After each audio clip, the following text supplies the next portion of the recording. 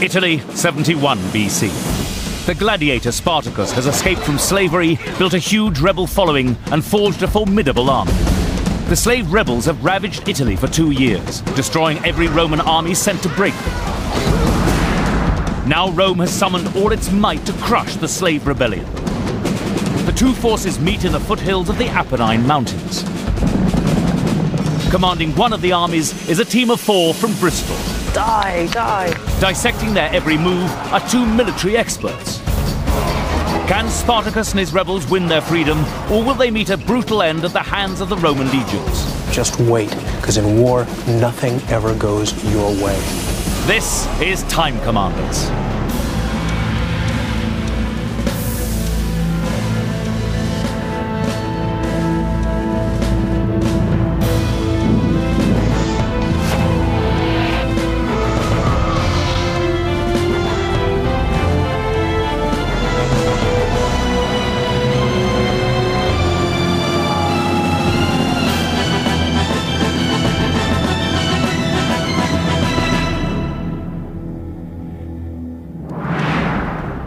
With Eddie Mayer in our 21st century command centre are a ferryboat crew from Bristol. Rob Salvage, 45, rank General. Elise Hercombe, 23, rank General. Dean Wells, 33, rank Lieutenant. Biddy Diamond, 33, rank Lieutenant. So you all work in the ferry business? Is that right? Yes. And hilariously, Rob, you work in the boat business, and your surname is Salvage. I know. Everybody has a real good laugh about that. Except here. Never mind. Elise, I believe you know everything there is to know about Bristol Harbour. I did loads of research for handheld computer tours around the harbour. Handheld computer tours around the harbour? Do Yeah, people no longer look at the view anymore? They have to. Oh no, they have to do that as well. It's just Right. a pilot project. Sickening, isn't it? Dean, you've got some handy skills. You've meditated with Tibetan monks. I have, yes. Yeah. And you've been swimming with Tibet. alligators in the Amazon. Yeah, I've been around Asia for 10 months, and last year just came back from South America. Well, why do you hate Bristol so much? It's slightly warmer and nicer scuba diving on the Colombian coast. Right. But Bristol's nice. And how are you involved in all this? I started off crewing, and I now skipper the boats as well. And not many women do that in this country. No. do they? It's not a man's job or anything, is it? No, God, no. No. Women are much better drivers of boats than men. OK, well, good luck. Let's find out more about the battle you're going to be fighting. Our 2 historical experts, Sol and Eric, are down here. They've been checking everything that you're about to see for historical accuracy. Dr. Eric Nussbacher, Senior Lecturer in War Studies, Royal Military Academy, Sandhurst. Dr. Saul David, Military Historian and Author. We're safely in their hands as they reveal to you the task that lies ahead. Brace yourself. South Italy, Battle of the River Silarus, which probably doesn't mean much to you, but the name of the generals will. It's 71 BC, and it's fought between the slave armies of Spartacus and the Roman armies of Crassus. And you're going to be the gladiators. So you guys are going to be playing a bunch of slaves coming up against a huge mechanical killing machine that is going to do its best to turn you all into bloody little ribbons. But you are confident because every time you've met a Roman army in the past, you've defeated it. The problem is that the Romans now take you very seriously, and 3 big Roman armies are coming at you from 3 different directions. And you've got to fight these 3 big armies one at a time in order to survive. As escaped slaves, any of you guys who are caught are going to be killed. All right, so Eric, thank you. Go to your gantry positions if you would, and they're going to watch your every move, see how well or badly you do. The Battle of Silarus River, 71 BC. You're in charge of the slaves, and unlike them, you've got all sorts of extra help. I'm going to show you now the battleground. Have a look.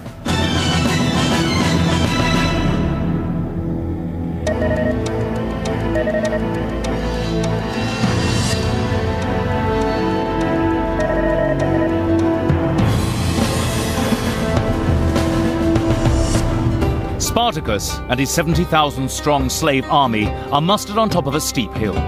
To their right runs the river Silarus, and beyond that lie the Apennine Mountains. Across a wide valley are 44,000 Romans, led by Marcus Licinius Crassus. One of these armies is going to have to sacrifice the advantage of the high ground. There we are. What do you see? It's obviously the river going through there, isn't it? So you've got the hill here and there, and the valley coming through there. Is it? Have you been there, Dean? It's one place I haven't been, Give actually. a dab hand with the contour lines. Yeah. The team have got two choices with this ground. They can either stay on the high ground and wait for the Romans to march up the hill, exhaust themselves up on the way, and hopefully take them when they're tired, or they can actually use the initiative. The problem they've got is because they know two other Roman armies are on their way, they've got to be aggressive, and therefore they've almost certainly got to come off the hill, and if they do that, they give the Romans a good chance of cutting them up in the plain.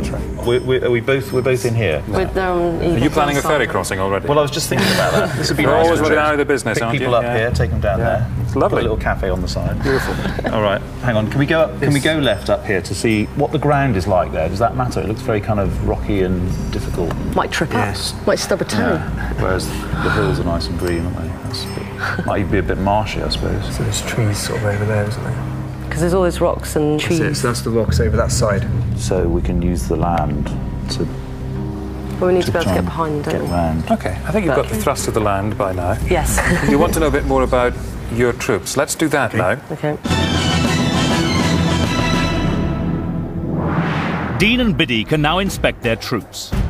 The lieutenants must quickly become familiar with the complex slave army and relay information about troop types and capabilities to their generals. Rob and Elise must get their head around how best to use their troops. And it'll be a tough challenge. There are many different types of troops in their 70,000 strong army, which is spread out across the hill. They have a big army, but a lot of this army is not going to be that effective in battle. What they need to do at the moment, as they're beginning to gather information about their troops, is identify pretty quickly what's worth using in this army in an offensive and aggressive way. And the two elements that genuinely are in that sense are the gladiators and the tribesmen. They've got people who are used to fighting in a mass rush. If they use these two in conjunction and they fix on a relatively small part of the Roman army, they may have some success.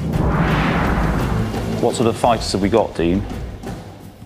Okay, right at the bottom of the hill, we have 4 units of tribal warriors. The tribal warriors from Gaul are escaped slaves, kitted out in their native tribal dress and weapons. Spartacus's tribal barbarians may not be good at standing in a line and marching in step, but they're very good at killing people. So we've got 4 units of We have tribal 4 warriors. units at the front, at the bottom of the hill.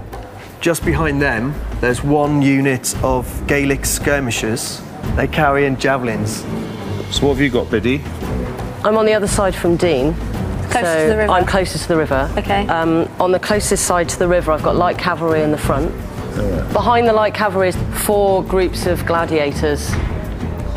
4 big groups of gladiators. The gladiator element, that hardcore of Spartacus's army, are professional fighters. They are trained to be creative with their weapons, to use their weapons in innovative ways and to take advantage of the weakness of others. The slave rebellion kicked off when over 70 slave gladiators broke out of a training school in southern Italy. Over the next 2 years, almost 100,000 escaped slaves and peasants joined the gladiator corps. I've got my archers at the front, and then I've got skirmishers.